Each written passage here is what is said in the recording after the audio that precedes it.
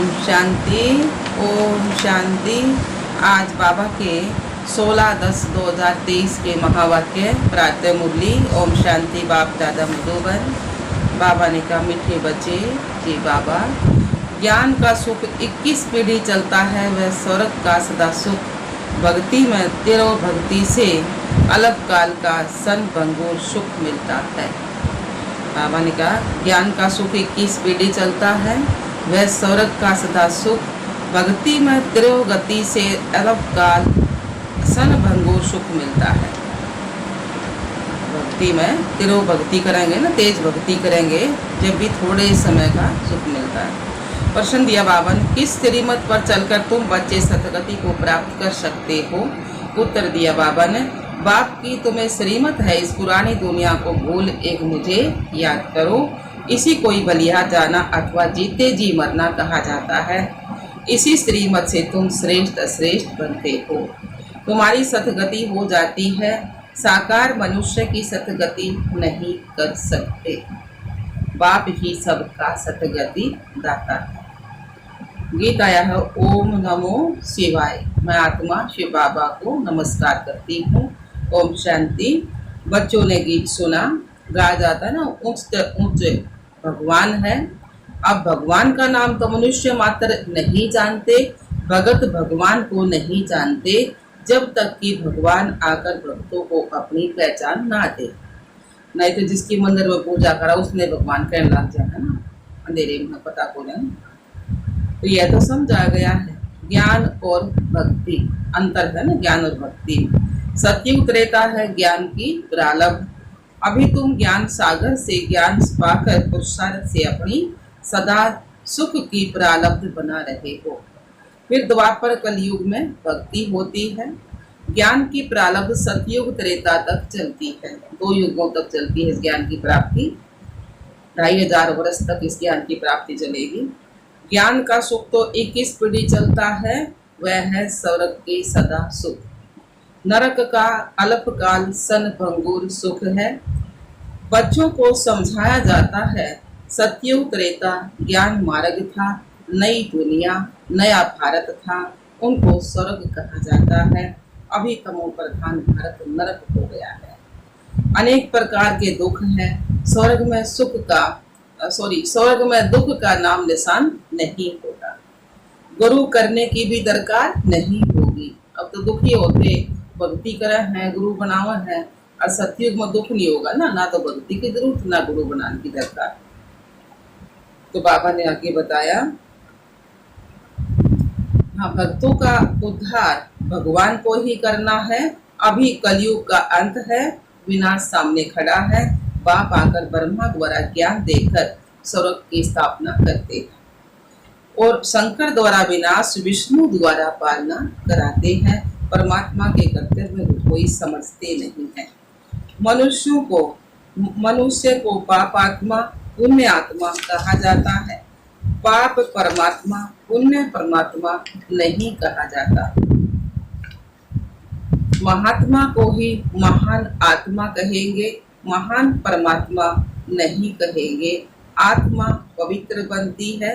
बाप ने समझाया है, पहले मुख्य है देवी देवता धर्म। उस समय सूर्यवंशी ही राज्य करते थे, चंद्रवंशी नहीं थे। एक धर्म था ना सतयुग में।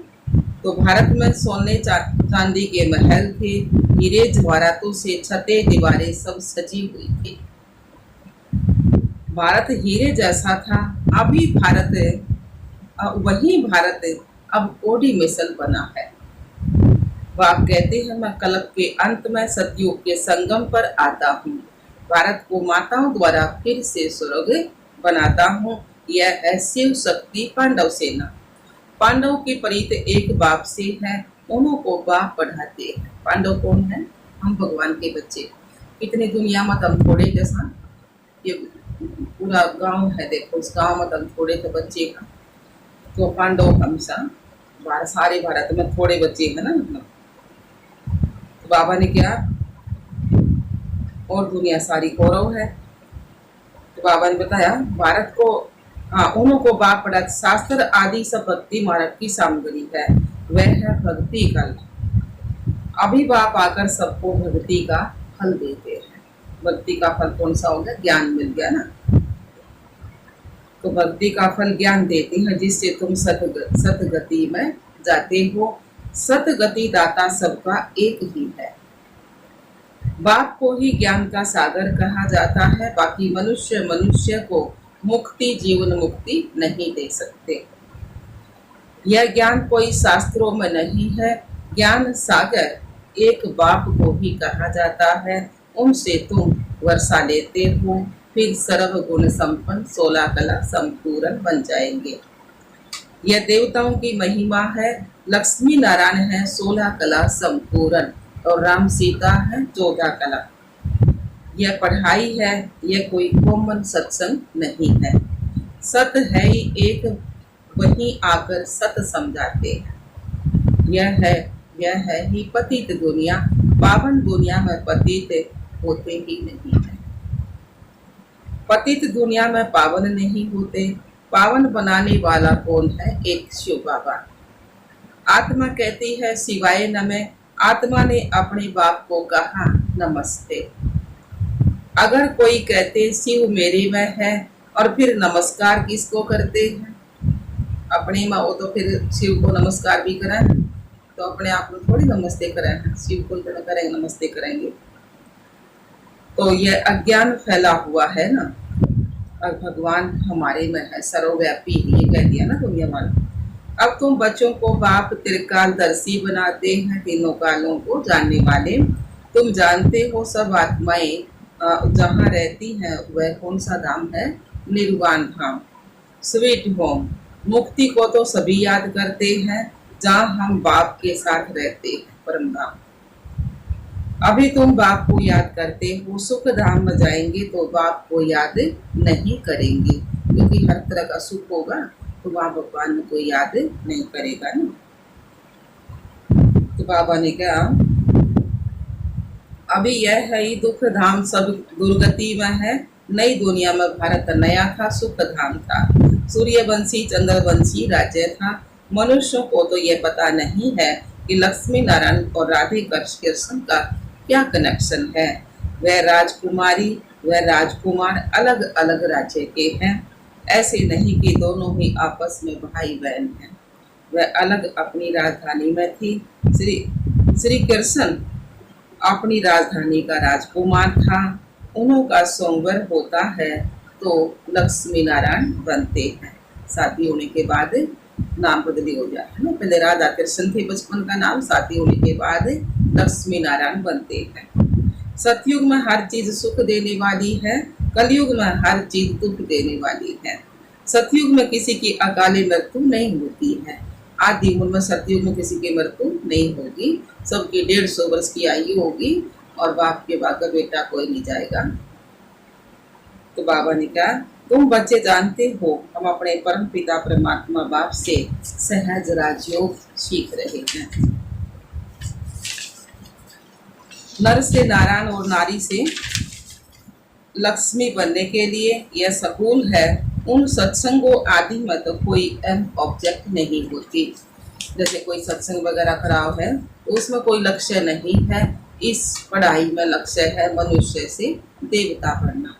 जैसे लौकिक पढ़ाई में भी लक्ष्य है ना, मास्टर, इंजीनियर, डॉक्टर, ये सब बन जाए ना वकील। तो इस पढ़ाई में भी लक्ष्य है मनुष्य से देवता बनना। और भक्ति में और सत्संगों में कोई भी लक्ष्य नहीं है। वेद शास्त्र आदि सुनाते रहते हैं। बाप के द्वारा इस मनुष्य सृष्टि को अब हम जान गए हैं। बाप को ही नॉलेजफुल, विलफुल, रहम दिल कहा जाता है। ज्ञान से भरपूर भी है, विलफुल, दया करने वाला, रहम दिल, सब पर रहम करने वाला। अब ओ बाबा आकर के रहम करो। हेवनली गॉड फादर ही आकर हेवन स्थापन करते हैं। कब करते हैं? संगम युग पर। हेवन में बहुत थोड़े मनुष्य हैं, स्वर्ग में थोड़े मनुष्य हैं, बाकी इतने सभी कहाँ जाएंगे? बाप सभी को मुक्ति धाम ले जाते हैं। स्वर्ग में सिर्फ भारत ही था, फिर भी भारत ही रहेगा। भारत सचखंड यहाँ गाया हुआ है। अभी तो भारत कंगाल बन गया है, पैसे पैसे के लिए भीख मांगते रहते हैं। भारत हीरे जैसा था, अब कोडी मसल है। यह ड्रामा के राज को समझना है। तुम रचयिता बाप को और उसकी रचना के आदि मध्य अंत को जानते हो। मनुष्य गाते भी हैं वंदे मातरम, परंतु वंदना पवित्र की ही की जाती है। परमात्मा ही आकर वंदे मातरम कहना शुरू करते हैं, जिसको ही वर्ल्ड ऑलमाइटी अथॉरिटी कहा जाता है। तुम शक्तियों ने सब राज्य स्थापन किया था, अब फिर से स्थापन हो रहा है। राम राज्य कहा जाता है सतयुग को। अभी भी कहते हैं राम राज्य हो। महात्मा गांधी भी कहा करते कि राम राज्य हो, तो परंतु वह कोई मनुष्य तो कर ना सके। इनकॉर्पोरियल गॉड फादर ही आकर बढ़ाते हैं। उनको भी जरूर शरीर चाहिए ना, ब्रह्मा का शरीर दिया ना, जरूर ब्रह्मा तन में आना पड़े। शिव बाबा तो तुम सब आत्माओं का बाप है। प्रजापिता भी गया हुआ है, पिता तो बाप ठहरा ना। ब्रह्मा को ग्रेट ग्रेट ग्रैंडफादर कहा जाता है। आदि देवी दोनों बैठे हैं, तपस्या कर रहे हैं। तुम भी तपस्या कर रहे हो। भक्ति मार्ग की बाबा ने कहा तुम भी तपस्या कर रहे हो। यह है राजयोग। सन्यासियों का है हठ योग। वह कभी राजयोग सिखला नहीं सकते। गीता आदि जो भी शास्त्र है वह सब है भक्ति मार्ग की सामग्री। पढ़ते आए हैं परंतु तमो प्रधान बन गए हैं। शास्त्रों वाली गीता पढ़ने से और तमो प्रधान बनते गए ना, ऊंचे तो नहीं उठे। तो बाबा के भक्ति क्या है ना, भक्ति करने से हम नीचे उतरते गए, ज्ञान माने से हम ऊंचे उठेंगे। तो यह वही महाभारत लड़ाई है जिससे विनाश होना है, क्योंकि उस गीता में तो इतना सच्चाई है जैसे आटे में नमक। उसमें भगवान की जगह शिव की जगह श्री कृष्ण का नाम डाल दिया।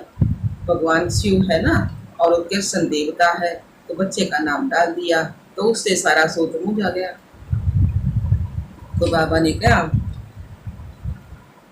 यह वही महाभारत लड़ाई है जिससे विनाश होना है। साइंस कोई वेदों में नहीं है, उनमें तो ज्ञान की बातें हैं। यह साइंस बुद्धि का चमत्कार है, तो इन्वेंशन निकालते रहते, विमान आदि बनाते हैं सुख के लिए, फिर पिछाड़ी में इनके द्वारा ही विनाश होता है। यह है सुख का हुनर, भारत में ही रह जाएगा। ये सुख का हुनर है ना, ये भारत में ही रह जाएगा। दुख का हुनर मारने आदि का सब ये खलास हो जाएगा। साइंस का अकल चला जाता है। यह वाम्स आदि कल्प पहले भी बने थे। पतित दुनिया का विनाश और फिर नई दुनिया की स्थापना होती है। बम्बो द्वारा इस सृष्टि का विनाश होगा ना, पाप की दुनिया खत्म हो जाएगी और सत्युग की स्थापना होना भी आ जाएंगे। तो नई दुनिया की स्थापना होने लग रही है ना, कि भगवान अपने बच्चे तैयार करने लग रहे है ना, शांति पढ़ाई पढ़कर, तो वे बच्चे सतयुग में आ जाएंगे फिर। तो बाप कहते हैं तुमने 84 जन्म पूरे किए हैं, अब इस देह का अहंकार छोड़ मुझ बाप को याद करो, तो याद की योग अग्नि से विक्रम विनाश होंगे। जितना भी हम भगवान ने याद कराएंगे उतने हमारे पाप खत्म होंगे। पापों की गठड़ी है हमारे सर पर, बाबा को याद नहीं करेंगे तो खत्म नहीं होंगे। तो बाबा ने बताया हाँ, तो रावण ने तुमसे बहुत विक्रम कराए हैं। पावन बनने का तो एक ही उपाय है, तुम आत्मा तो हो ही। कहते भी हो मैं आत्मा हूँ, ऐसे नहीं कहेंगे कि मैं परमात्मा हूँ। कहते हो मेरी आत्मा को रंज मत करो, नाराज मत करो, कहेंगे ना मेरी आत्मा न मत दुखाओ। लेकिन किसी को पता थोड़ी था पहले कि आत्मा की चीज है। अब बाबा ने आकर बुद्धि का ताला खोला तो आत्मा का पता लग गया ना। तो आत्मा सो परमात्मा कहना यह है तो बहुत बड़ी भूल है। अभी है तमो प्रधान व बेचारी भक्ति, जो आया उनको बैठ पूजते हैं। बेचारी एक की याद को कहा जाता है। अब वह बेचारी भक्ति का अंत होना है। अनेक की भक्ति जो कर रहे हैं ना, उसका अंत होना है। बाप आकर बेहद का वर्षा देते हैं। सभी को सुख देने वाला एक बाप है, दूसरा ना कोई। बाप कहते हैं मुझे के साथ बुद्धि योग जोड़ने से ही अंतमति सोगति हो जाएगी। मैं हूं ही सौरभ का रचयिता। यह कांटों की दुनिया है, एक दो में लड़ते झगड़ते रहते हैं। अभी यह पुरानी दुनिया बदल रही है। ज्ञान अमृत का कलश माताओं पर रखते हैं, यह है नॉलेज। ज्ञान अमृत का कलश माताओं पर रखते हैं, संस्था माताओं के द्वारा चल रही है ना। तो बाबा का यह नॉलेज है, परंतु विष की भेंट में अमृत कहा जाता है। कहा भी जाता है अमृत छोड़ विष काय को खाए।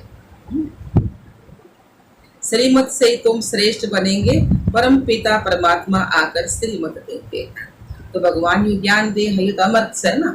तो बाबा कहे ना विष अमृत छोड़ विष काय को खाए, अमृत ही खाना चाहिए ना। तो बाबा ने कहा है ज्ञान अमृत है।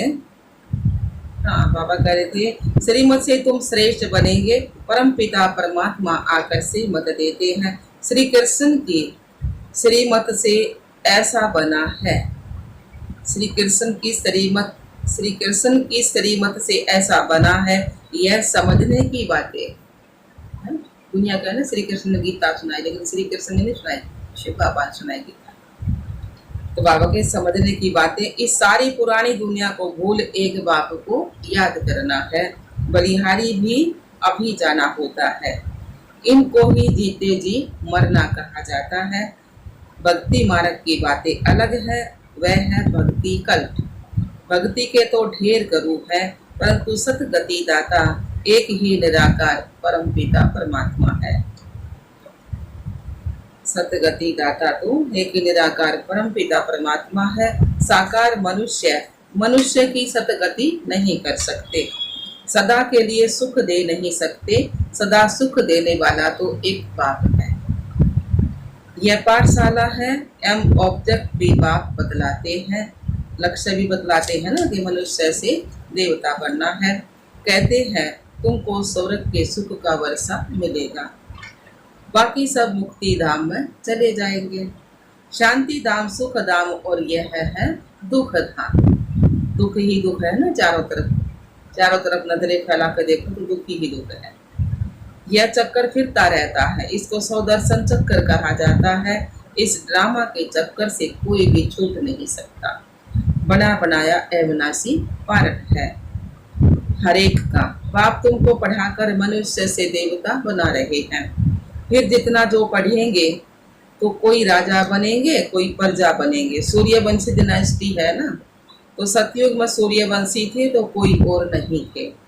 भारत खंड ही उच्च सचखंड था, अब झूठ खंड है। अब झूठ खंड बना है, इसको रौरव नरक कहा जाता है। पैसे के लिए कितना मारामारी करते हैं, पैसे के लिए देखो कितना मारामारी होती है। वहां तो कोई अप्राप्त वस्तु नहीं रहेगी। सतयुग में कोई चीज ऐसी नहीं होगी जो नहीं मिलेगी, हर चीज की प्राप्ति होगी। जिसकी प्राप्ति के लिए कोई पाप करना पड़े, है ना, ऐसी कोई चीज नहीं होगी इसकी प्राप्ति के लिए कोई गलत काम करना पड़े। बाप ही इस भ्रष्टाचारी दुनिया को श्रेष्ठाचारी बना रहे हैं इन माताओं द्वारा। इन्हों को बाप वंदे मातरम कहते हैं, सन्यासी नहीं कहते वंदे मातरम। उनका है हद का सन्यास और यह है बेहद का सन्यास। सारी पुरानी दुनिया का सन्यास करना है ना, सारी दुनिया का बुद्धि से सन्यास करना है। शांति धाम सुख धाम को याद करना है, दुख धाम को भूल जाना है। बाप का ये फरमान है। बाप आत्माओं को समझाते हैं, तुम इन कानों से सुनते हो। शिव बाबा इन आर्गन्स द्वारा तुमको समझाते हैं। इसके आर्गन्स द्वारा, ब्रह्मा के आर्गन्स द्वारा समझाते हैं। वह है ज्ञान का सागर। यह कोई साधु संत महात्मा नहीं है। शिव बाबा तो निराकार है ना, भगवान है ना, और तो शरीर ब्रह्मा के तन माकर फिर समझाओ। अच्छा जी बाबा, मीठे मीठे सिकलधे बच्चों प्रति माता पिता बाप दादा का याद प्यार और गुड मॉर्निंग। रूहानी बाप की रूहानी रूहानी बच्चों को नमस्ते। हम रूहानी बच्चों की रूहानी बाप दादा को याद प्यार गुड मॉर्निंग, नमस्ते नमस्ते नमस्ते जी। हम बाबा के बच्चे सदा रहे हंसते और हंसाते। शुक्रिया बाबा, शुक्रिया मीठे बाबा। धारणा में बाबा ने सुनाया है, बाप पर पूरा बलिहार जाना है, देह का अहंकार छोड़ योग अग्नि से विक्रम विनाश करने हैं। दूसरा पॉइंट है, एम ऑब्जेक्ट को बुद्धि में रख पढ़ाई करनी है। जो बने बनाए ड्रामा को बुद्धि में रख कर सौदर्शन चक्रधारी बनना है। वरदान दिया बाबा ने, सदा उमंग उत्साह के पंखों द्वारा उड़ती कला में उड़ने वाली श्रेष्ठ आत्मा हो। सदा उमंग उत्साह के पंखों द्वारा उड़ती कला में उड़ने वाली श्रेष्ठ आत्मा हो। सार दिया बाबा ने, ज्ञान योग के साथ साथ हर समय हर कर्म में हर दिन नया उमंग उत्साह बना रहे हैं। यही उड़ती कला का आधार है। कैसा भी कार्य हो, चाहे सफाई का हो, बर्तन मांजने का हो, साधारण कर्म हो, उसमें भी उमंग उत्साह नेचुरल और निरंतर हो। उड़ती कला वाली श्रेष्ठ आत्मा उमंग उत्साह के पंखों से सदा उड़ती रहेगी। वह कभी कंफ्यूज नहीं होगी, दुखी नहीं होगी ना, छोटी छोटी बातों में थक कर रुकेगी नहीं। स्लोगन दिया है बाबा ने, जो निर्माण चित अथक और सदा जागती ज्योत है, वही विश्व कल्याणकारी है। जो निर्माण चित, जो नरम बनकर रहेगा, अथक और सदा जागती ज्योत है, वही विश्व कल्याणकारी है। अच्छा, ओम शांति, ओम शांति बाबा।